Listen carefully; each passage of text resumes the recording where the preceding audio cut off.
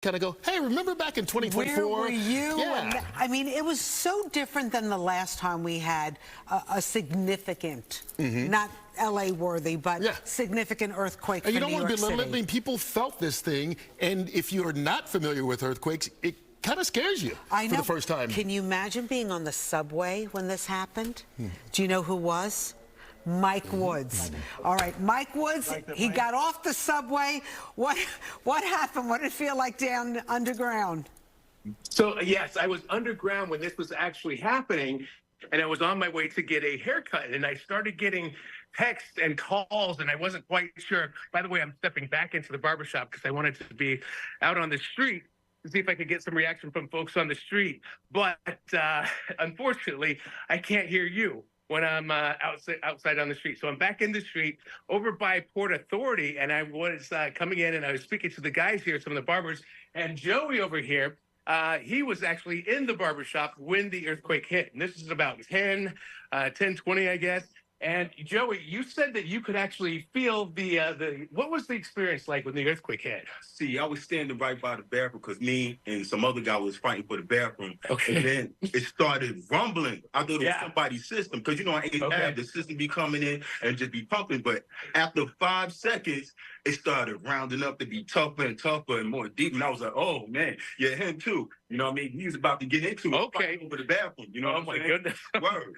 So it was definitely something that you could feel out here, Joey. Thank you so much. But it was something you could feel. Now, were things shaking on the walls? Were things swaying around? Was it like that? No, because I was looking to see if any of these bricks over there was moving, and I could see buildings over there going to move. You know what I'm saying? Yes. So everything stayed stable. Thank goodness for that. You know what I mean? I didn't see none of these poles moving, nothing. So I was like, it's not that serious. But Shadow was like, everybody get under the frame of the door. Get under the frame of the door. And I was like, yo, it's not that serious. It's minor. You know what I mean? That's right. So we're okay here, but it was a 4.6. So it definitely rattled a lot of people's nerves. But here we are going about the business, still continue with the haircut. I was just about to get my haircut, as a matter of fact, Kurt and Rosanna, and I was sitting in the chair when all of a sudden all that information had come back in.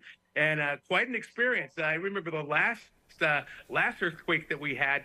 I actually slept through that one. And this one, I'm disappointed that I was down on the F train because I wanted to feel something. And this is an epic event. You don't hear about a 4.6 or something in that range here in the tri-state, really, ever. You know what? You got to be careful if you're sitting in the chair, though. You get a little nick, and I'm sure you don't get a discount for earthquakes here. All right, thank you for the information there, Mike.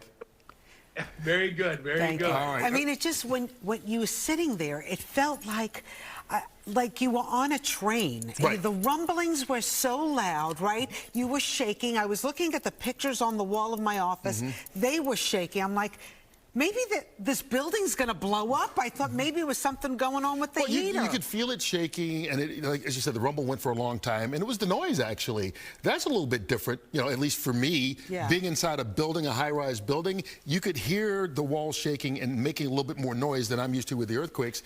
But officially, this is a 4.8. They've gone back. It was 4.8, then 4.7, now back to 4.8. And it happened about 10:23. And every tenth of a degree of magnitude is actually a big deal when you look at earthquake.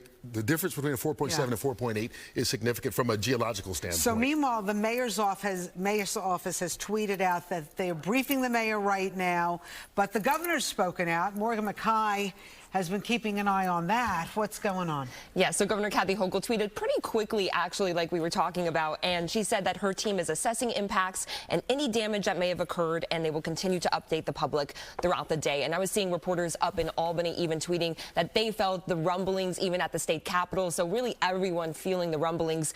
Governor Phil Murphy also tweeting out that they have activated their state of emergency operations center, so everyone just on high alert and alerting people to not call 911, but to be aware of the situation. I'm also seeing some funny tweets about people saying, you know, Eric Adams is about to send 500,000 cops to the center of the earth, and you know, people making light of the situation. But I think everyone really glad that there wasn't any damage here in New York City. Just getting a text from the mayor's person, Kayla. The mayor will be doing a press conference at 12 noon. Yes. They want us to take it live, so The boss is downstairs in the office. Yeah. Know that Mayor is going to be talking about it very soon. In just over an hour, about an hour and 5 minutes from now at noon. For those of us just joining us, I'm sure, well, most people felt it. Not everybody did, but most people felt it. A 4.8 earthquake centered in central New Jersey, right around Tewksbury. It happened at 10:23 this morning here. People all over New York, all over the tri-state area. I actually have some texts from people in Stamford, Connecticut feeling it as well. So we actually talked to some people in Weehawken, New Jersey, because I guess that's a little closer to the epicenter. Let's see what they felt when this earthquake happened. I'm on the bridge. Right before I come in through here, I feel the bridge shaking. So the first thing, I'm at the bottom of the bridge. I feel it moving. But I'm thinking, you know what, maybe the truck is coming by, and the first thing comes to me, I'm thinking about the Maryland Bridge. But you know, I'm saying maybe bridges are meant to shake a little, but shaking, I take that bridge all the time. Anyway, long story short, I feel it shaking. I come here, I film, and then I see online about the earthquake. So I call my mom, who's about to go on this boat. I said, Mom, I'm in Clifton. And my mom says everything was shaking in her house. She's like petrified, you know, the glass, everything. So my friend and I were talking a mile a minute. We were at a diner down there in Hoboken, and it just felt like we dropped something, but nothing was dropped, and there's a little bit of clanging on our table with the silverware. So as if we don't have enough to worry about.